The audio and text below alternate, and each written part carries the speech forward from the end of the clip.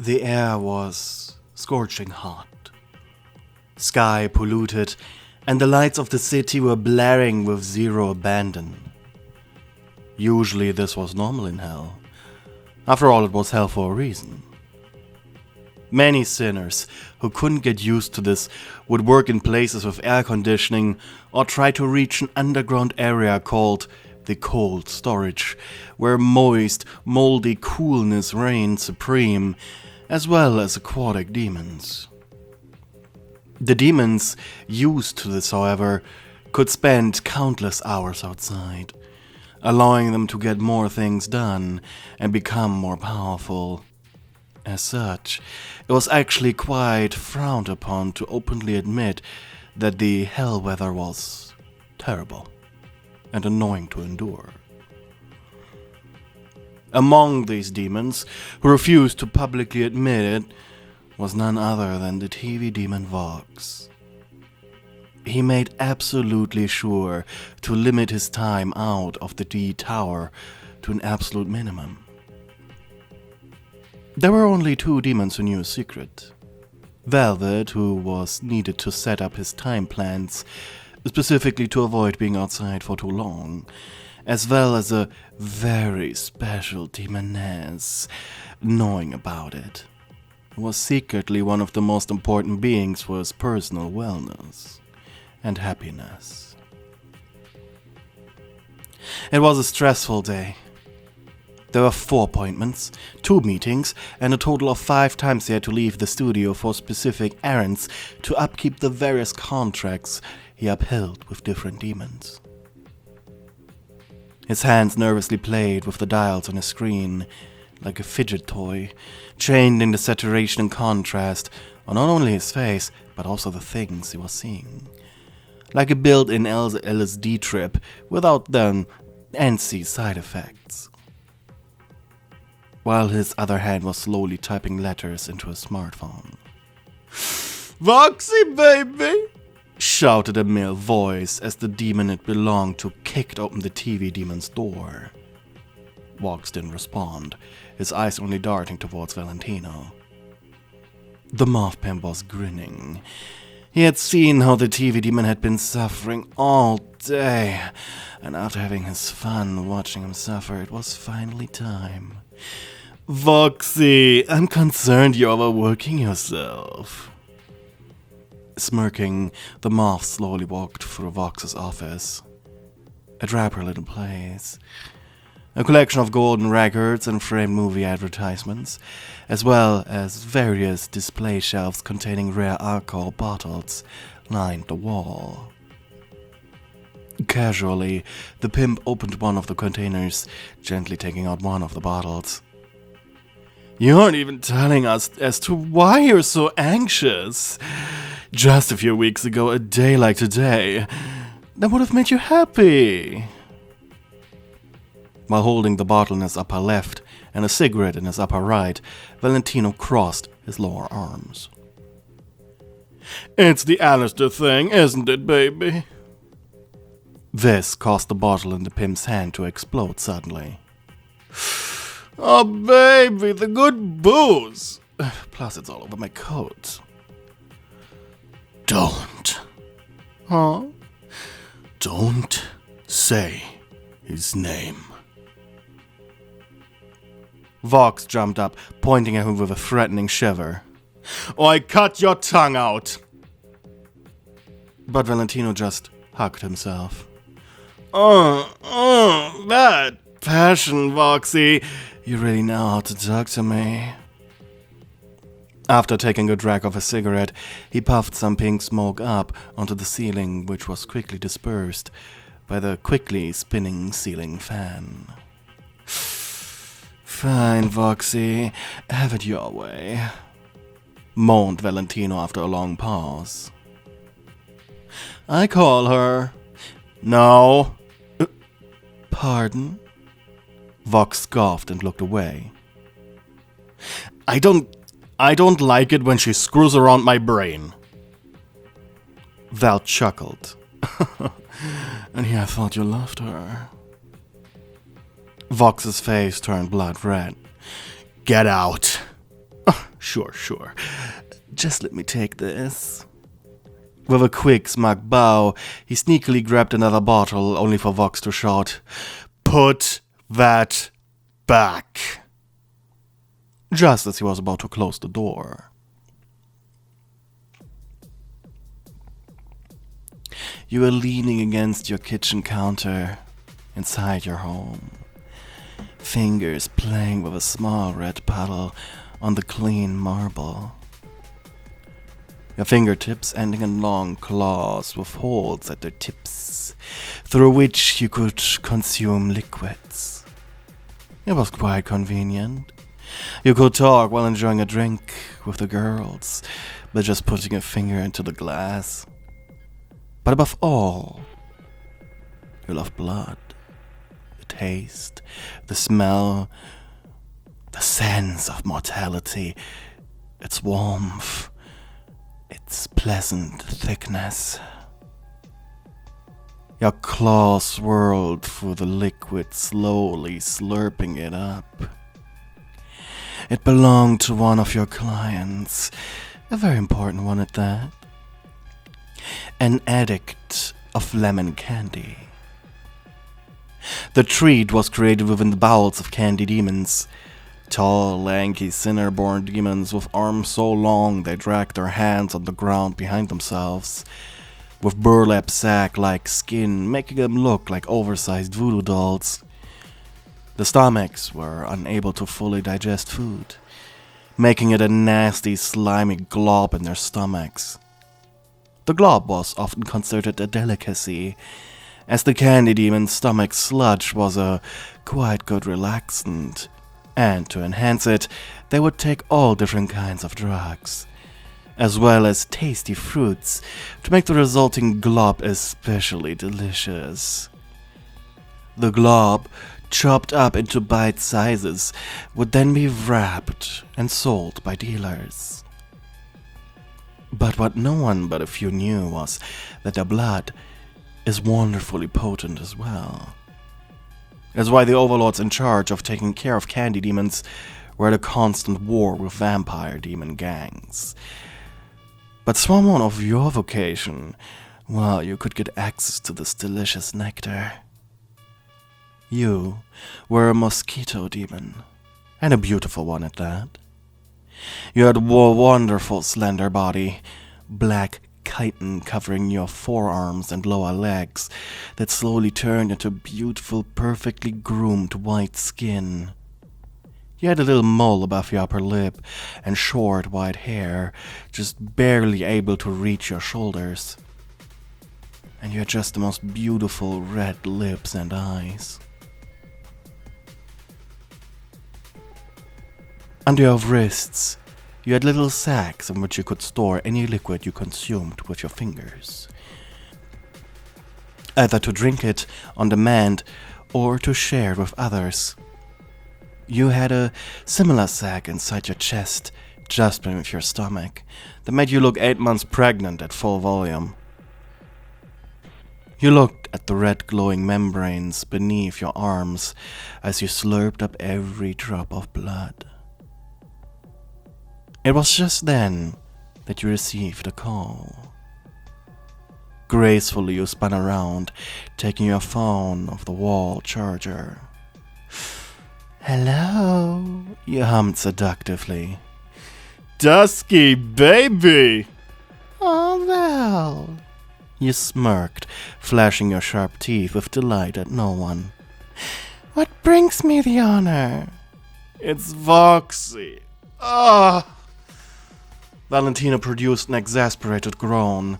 You could practically hear him make a dramatic pose at the phone with the back of his hand gently pressed against his forehead, with an even more dramatic "ugh." Oh wait, he did make an "ugh," did he? "Aw, what's wrong with old Voxy?" You purred. "He's just such a drag ever since the old radio demon came back. I think he's secretly yearning for your touch, Dusky. Oh, please take care of him before I lose beauty sleep on worrying about him." You snickered. Oh, Val, sweetie, we both know you don't need beauty naps. You heard how Valentino smugly scratched over his fur coat. Blush, he purred. You know, if you aren't too worn out after helping Voxy, you can come and give me a little suck too. He purred seductively, licking his lips audibly, heart pounding. Oh. You know my prices, sweetheart. Valentino laughed. There weren't many people he allowed to talk to him like this, but you indulged him just enough for Valentino to actually enjoy it when you sassed him back. He hummed, smiling. Very well, baby. Come to the studio. After hanging up, you walked into your bedroom, searching for your dresser for just the right, titillating outfit for Vox. He was a huge fan of your "I will sleep with you on the first date, but I'm very picky with my guys" look. Before leaving,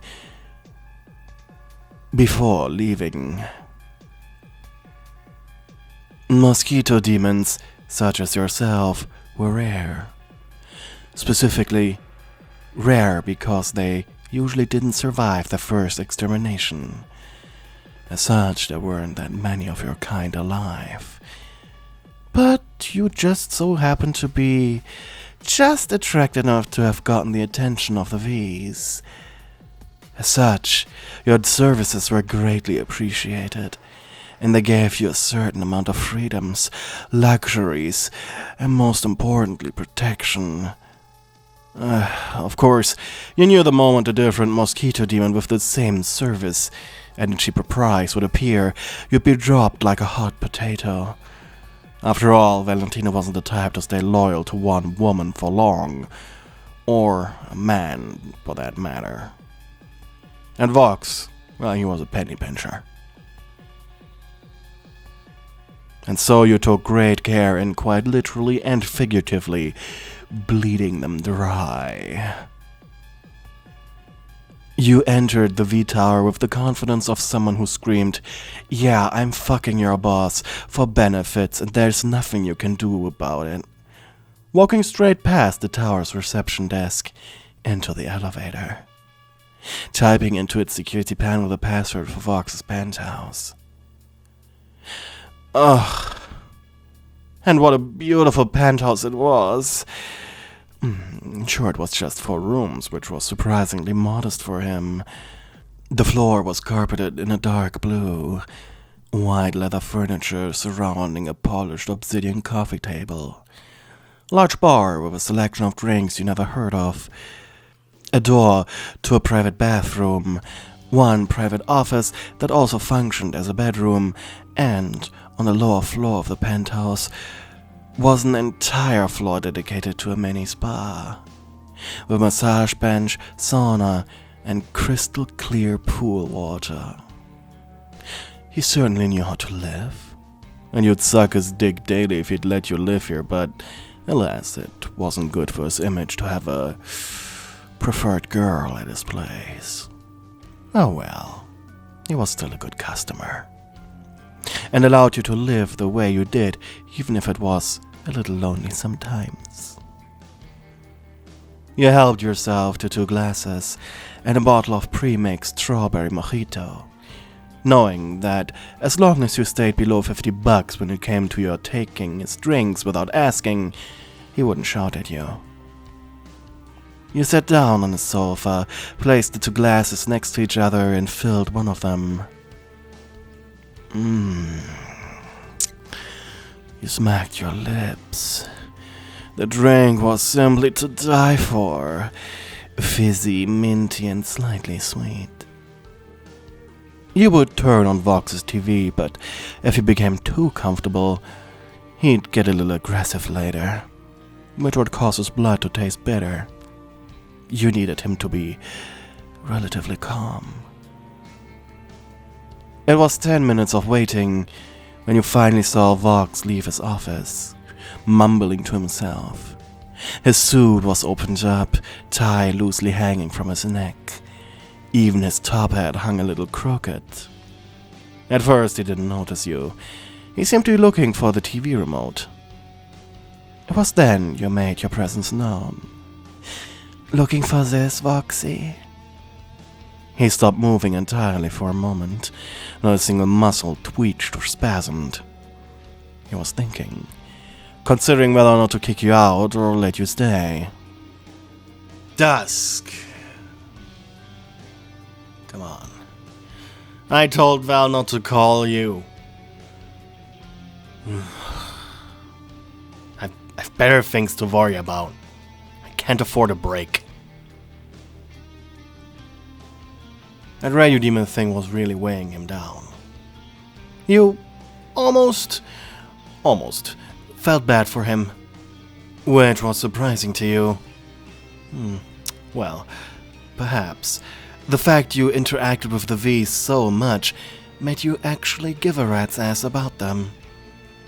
You kinda wanted to explore that feeling, but at the same time, you didn't. I have to plan the next 4 months of programming. I don't have time. You stood up, suppressing a sigh. You knew you would not be compensated for your time. Well, if you change your mind, you know my number. Disappointed and reluctant, you walked over to the elevator. Vox blinked after you, surprised. He expected you to throw a fit, actually. Or perhaps he wanted a reason to hurt you. As the door closed behind yourself, your hand shot towards the key panel again, typing in the code for Valentino's place. If your conversation was any indication, he'd be up for some fun, and you wanted blood. And you will get it one way or the other. After all, Overlord blood was especially delicious. As the metal elevator door opened, you were greeted almost immediately by Valentino, one of his hands pressed against the frame of the elevator. "Evening, sunshine," he mused. He let you inside.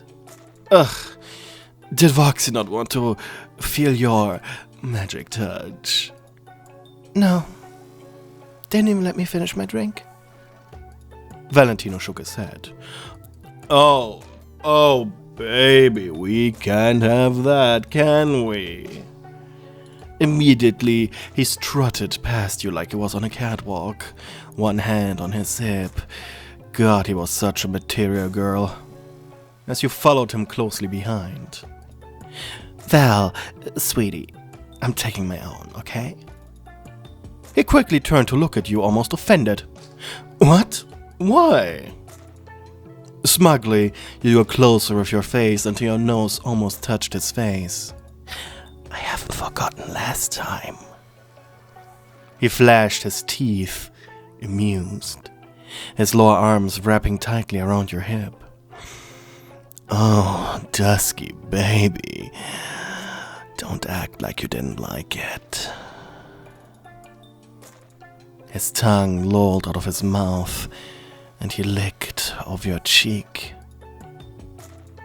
Dramatically, you allowed yourself to fall back with your hands stretched up, making his eyes widen as he admired your physique. Just because I did doesn't mean I like the fact that it was a surprise, Val. Sweetie, come on, use that adorable little head of yours. His thumbs caressed your skin. I love it when you show off your midriff. He hushed, finally letting go of you. A woman like you should not be wearing clothes. You smirked, your fingers dancing over the bottles of his alcohol collection. Looking closely at his face, but there was a reason he was good at poker. Mentally you sighed. You couldn't tell if he liked what you were choosing or not. And so you chose to just grab a really colorful bottle with a clear liquid inside. Good choice, baby. You have a good taste. Filling a glass you took from his penthouse bar, you watched him take off his coat and wander off while you took a sip. Where are you going? Just. He pressed a button, causing the lights to dim and something behind the suspicious glass door to start glowing. Setting the mood. Val, are you serious? And what's that over there? Why don't you come and see, baby? He quickly walked inside into the suspicious room. And soon you followed him inside, second glass in hand as well as the bottle under your arm. As it turns out, oh my, you really have one of these? That's so tacky. Then again, kinda expected from someone like you, isn't it?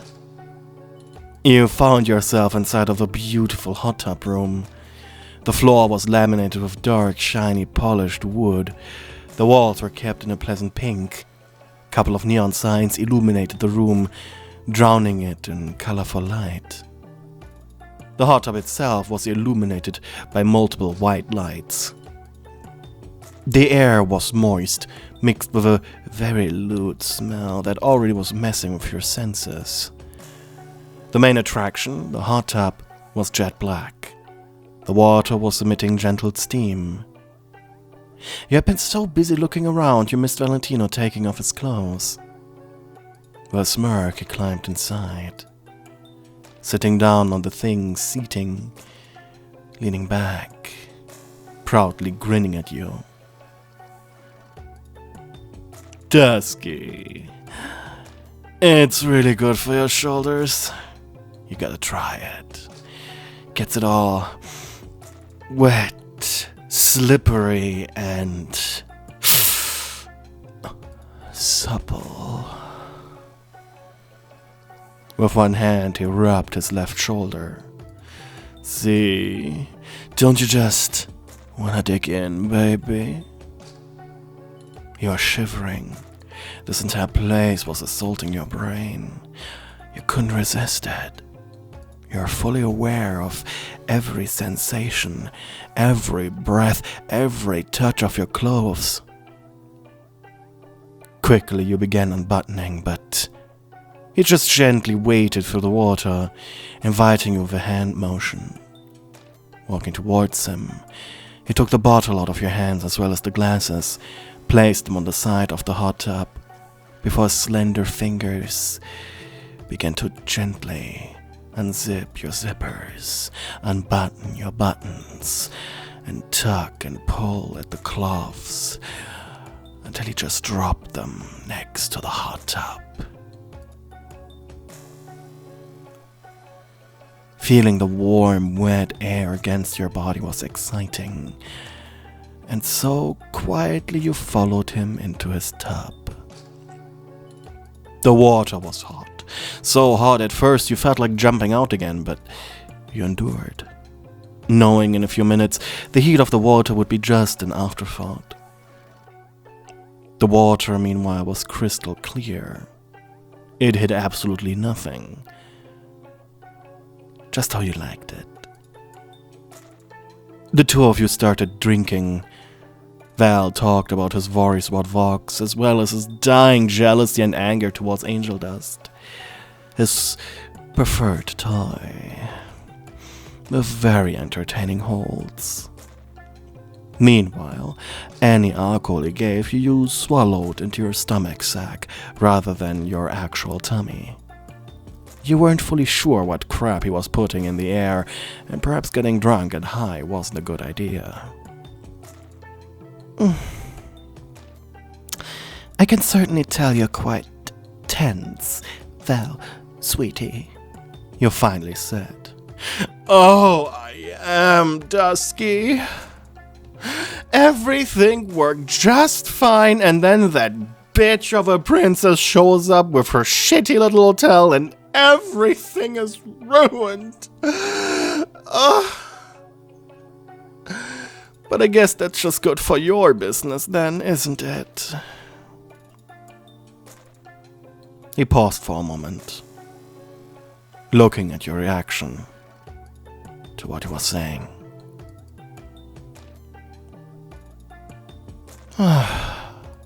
Sweetheart, you purred, shuffling a little closer to him. Come on, let me do my thing, and then everything will be okay. He turned away from you, but his head crooked to the side to keep looking at you.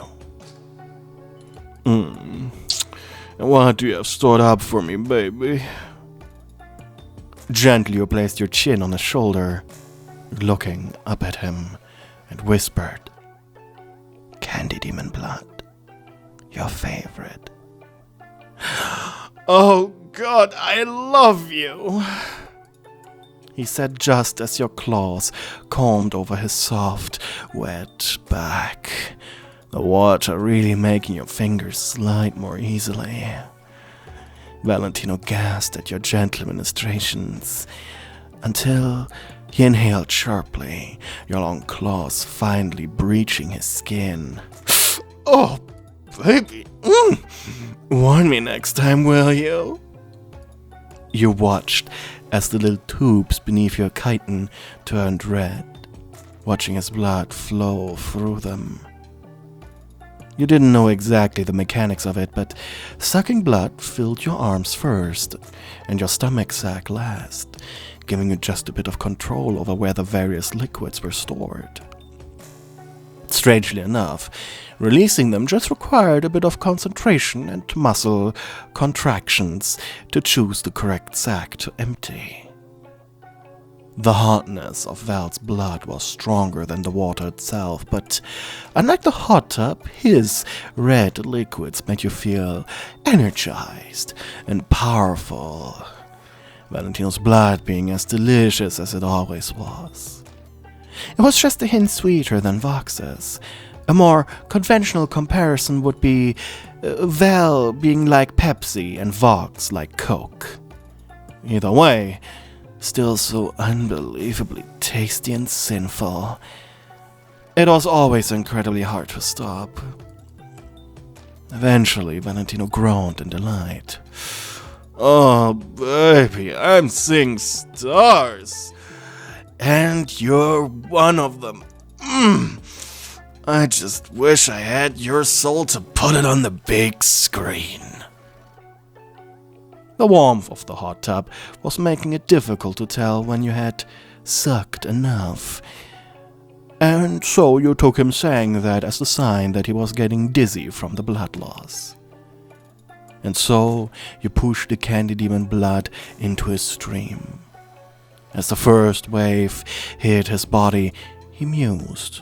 "Yeah, that's the stuff, baby. Keep going." He reached with his lower right hand behind himself, cupping your chin gently and lusciously. "Baby, baby, I want you tonight. Though, I'd probably take anything tonight. You're so good to me." Honestly, you almost felt insulted, but you took it with stride. You watched as your arms returned to their regular skinny form as the blood was pushed out. And so, slowly, gently, you pulled out of him. Leaning back, you rubbed over your inflated belly. It was glowing with his demon blood and felt unbelievably great. "You're like a little light bulb, baby," he mused while draping a towel over his bleeding shoulders to turn the entire hot tub's water red. He rubbed over your belly as he pushed against you with his entire body. "But I'm still not satisfied, baby. I want to put even more things into you tonight. And I expect you to enjoy it. Got it, Dusky? Then knowing you will. Hey, thank you for watching my video until the very end. I'm very grateful for that, and I would like to ask you to please share the video around on social media so more people can see it. And that's it really. But before we say goodbye, I would like to say thank you to all of my lovely channel members who so lovingly support me. We have Giovanni Moriarty, Twilight Mia, Zoe, Angel, Angry Boxman, Hella, BitBit, Melofia, Anonymous Weep, Zachary, Nicodemus D, and Valerie Wings. Thank you for being wonderful darling stewards, and of course, let's not forget all of my other lovely darlings who support me. Thank you for your support. It is greatly appreciated. Thanks for watching. Goodbye.